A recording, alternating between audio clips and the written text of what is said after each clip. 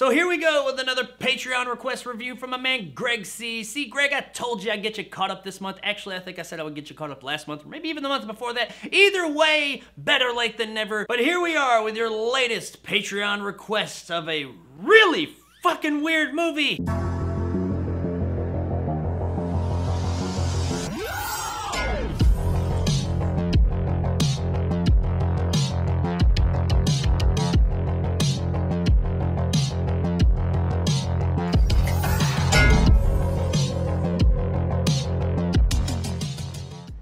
The Evil Within is brought to us by director Andrew Getty, starring Sean Patrick Flannery, Dina Mayer, and Frederick Kohler. A lonely, mentally handicapped boy befriends his reflection in an antique mirror. This demonic creature orders him to go on a murderous rampage to kill the people he loves the most. So The Evil Within is a weird little 2017 movie made by a guy who's never directed a movie in his life, Andrew Getty. Getty was a rich heir to an oil baron, I think. I'm not 100% sure if that's what it was, but his family was already really rich before he was even around. He shot, edited, made the special effects, pretty much did everything for this movie in his mansion in Hollywood. You may notice I said he did and he was and everything in past tense. That's because Getty actually passed away 2 years in 2015 before this movie came out. You're probably wondering how the hell did he direct a movie that he died before it was made? Well, that's because the movie was actually made over a long period of time, starting in 2002 all the way up to 2017. You see, Getty was a bit eccentric, if you will, kind of Howard Hughes in that way. He made this movie as a passion project,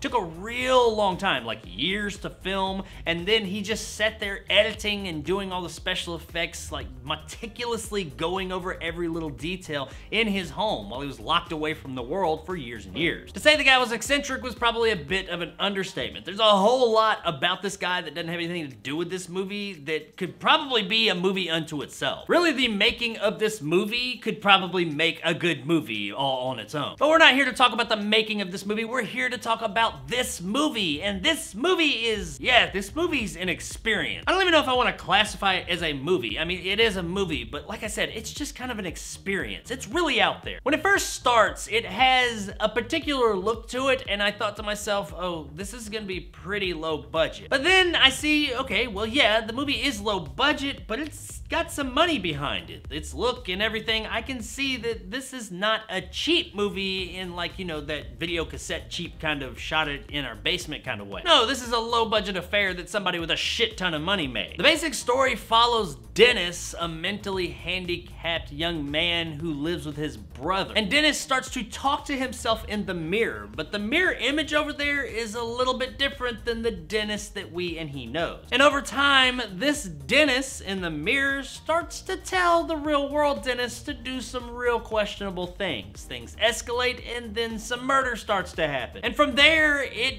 just really goes weird. Actually, not from there. From the beginning, this shit is really fucking weird. But from there, it goes even weirder. I don't really want to tell the whole movie story. That's not what I'm here to do. That's what you sitting down and experiencing the movie is for. But just know that it's pretty out there. And not only is it out there, but this movie shows an awful lot of things and goes down an awful lot of dark roads that a lot of movies aren't willing to do. Like, there's some really disturbing imagery in this movie, and the movie deals with child murder and just all kinds of fucked up things I don't want to say. The imagery in this movie and the special effects and all that is really disturbing. Now, from a narrative perspective, this movie is pretty messy. You can tell that this was shot over a long period of time. There are parts of the movie that don't quite fit together just right. Performances also are kind of all over the place. At times, you're like, hey, that performance is actually really good. And then in the very next scene, it might seem a bit off. They don't necessarily seem bad, they just seem off. It's like the actors didn't know what they were acting against. They couldn't remember what they did last because sometimes these scenes were filmed years apart from each other. Also, the last quarter of the movie takes some turns that are just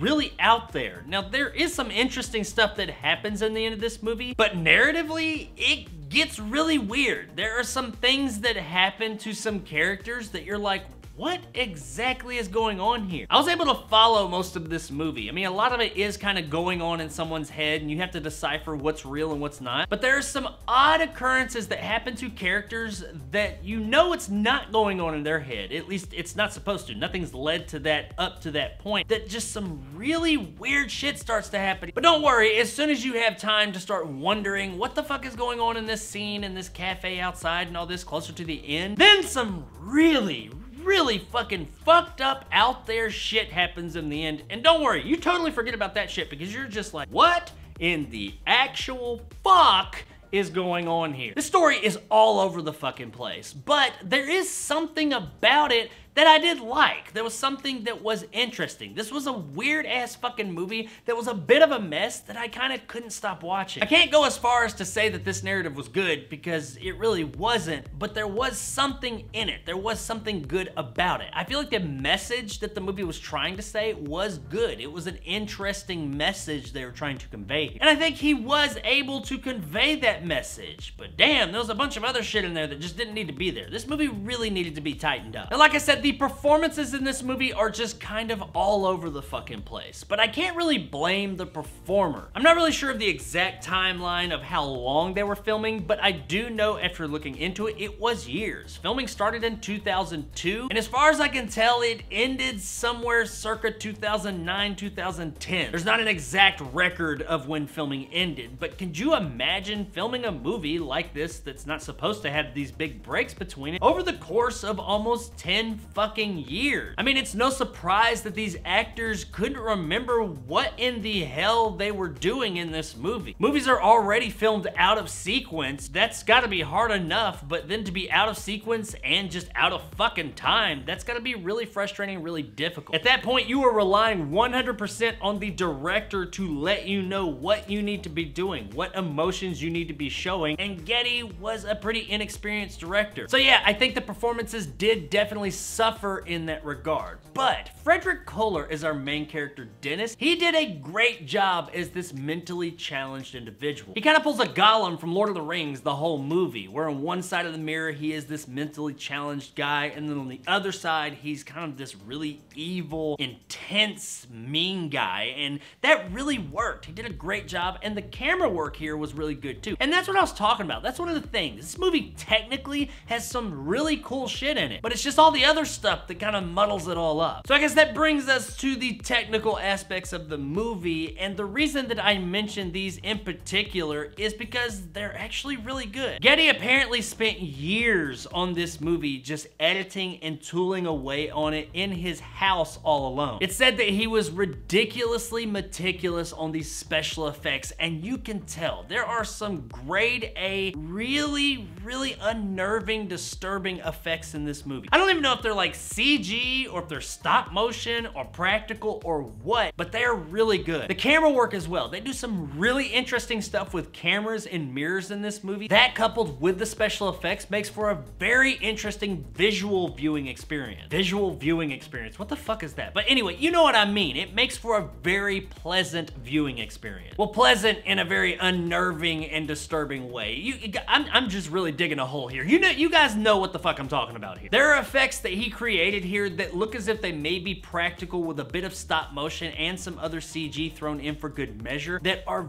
very unique and just kind of disturbing in that get under your skin kind of way. Creatures and creations that could have only come from the mind of someone that truly is a bit disturbed themselves. That being said, they all look fantastic. Like, I mean, like really good. They are the showstopper here. And they do greatly lend to that thing that gets you through this movie. Guys, The Evil Within was a really interesting, odd, and disturbing movie. And I know this review was kind of all over the place, but this movie's just kind of all over the place. It's not a movie that I could recommend to everybody, that's for damn sure, but it is a movie that I think for some is worth seeing. It's a tough watch at times. The narrative is a fucking mess. It's all over the place, and it definitely has some shortcomings. The performances, while at one moment are actually pretty damn good, in the next moment just seem very disconnected disconnected due to the time it took to film this movie do take away from the experience. But the story and message this movie was trying to tell and did do successfully in some regards, and the effects and amazing camera work here cannot be understated. They did something really interesting and unique here. The movie is absolutely not gonna be for everybody, and you probably need to look into it before you decide if it's gonna be for you or not. But if it is, if you're one of those people that would be interested in this really weird fucking movie, well, it's probably not going to warrant repeat viewings. It is worth experiencing at least once, which makes it absolutely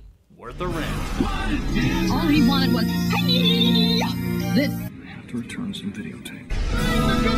This is an interesting one because I definitely can't recommend this movie to everybody, if not most people, because most people I'm gonna tell just turn around and walk the other way. You are not gonna like this movie. But for those of you that do like this kind of film, you like experimental horror, I think this is worth checking out. I think you're gonna find something you really enjoy here. Maybe enjoy is not the right word. You're gonna find something you really appreciate. So there it is, guys, my review of The Evil Within. If you enjoyed and want more content like this, hit that subscribe button and help my little channel grow. If you want to help out the channel, check out my Patreon in the description below. Become a jar and get some of the awesome benefits that go along with that, like these guys, and possibly join my top tier where you can request of me once a month to review any movie you like, just like these bad motherfuckers Greg C and Dragon Con. If you like video games or you want to see somebody play badly, probably a game like, say, The Evil Within, no relation to this movie, then check out my new gaming channel, Jag. Link in the description. Any support is appreciated. If you liked what I had to say, give me a like. If not, let me know in the comments below why. And as always, stay sexy, Beverly Hills.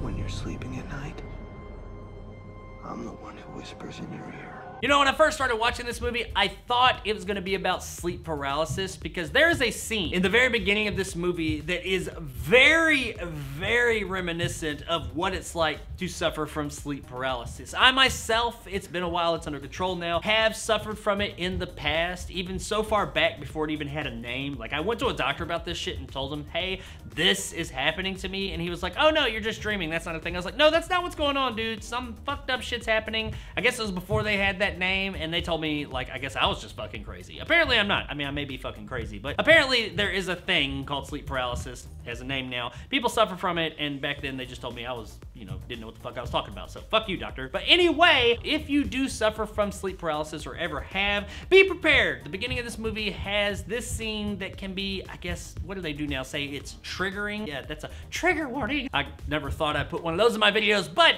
it's there. It is something that can definitely bring up some of those memories because it is a very, very raw depiction of what that's like. Not what the movie's about, by the way, but you know, the beginning of it, a really good depiction of that, even though that's not what he was depicting. But hey, whatever, you know, seemed like it to me. Shit was kind of traumatizing.